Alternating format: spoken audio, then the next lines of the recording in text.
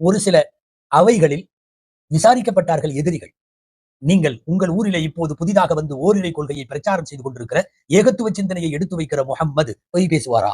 எதிரிகளின் பதில் என்ன தெரியுமா? வல்லாஹி மா ஜரபனா அலைஹி கதிபன். ஒருபோதும் அவர்கள் பொய் பேசி எங்களுக்கு நாங்கள் பார்த்ததில்லை, எங்களுக்கு அனுபவம் இல்லை. இதுதான் நபிகளாரின் தனி மனித தூய்மையான வாழ்வு. அந்த தூய்மையைத்தானே முன்வைத்தார்கள் நபித்துவத்தின் போது. 40 வயதில் நபி பட்டம் பெற்று இறைவன் ஒருவன், நான் அவன் தூதர் என்று சொல்ல முன்வருகிற போது ஏற்றுக்கொள்ள மறுக்கிற உலகத்திற்கு இவர்கள் முன்வைத்த ஆதாரம் என்ன தெரியுமா? நான் உங்களோடு பல்லாண்டு காலம் வாழ்ந்திருக்கிறேன். என் வாழ்வில் அப்பழுக்கு உண்டா? என் வாழ்வில் குறை உண்டா? மறு உண்டா? மாசு உண்டா? ஏதேனும் களங்கம் உண்டா?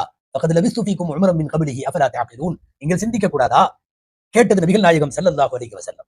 பொதுவாக தலைவர்கள் ஊருக்கு சொல்லுவார்கள், சொந்த வீட்டில் நடக்காது, சொந்த வாழ்வில் நடக்காது. ஊருக்கு சொல்வது ஒன்றும் சொந்த வாழ்வு வேறொன்றுமாய் சொல்லும் செயலும் வேறு வேறாய் வாழ்ந்த தலைவர்களுக்கு இடையில் வாழ்வும் வாக்கும் ஒருமித்த தலைவர், சொல்லும் செயலும் ஒருங்கிணைந்த தலைவர் எம்பெருமானார் முஹம்மது ஸல்லல்லாஹு அலைஹி வஸல்லம் அவர்கள்.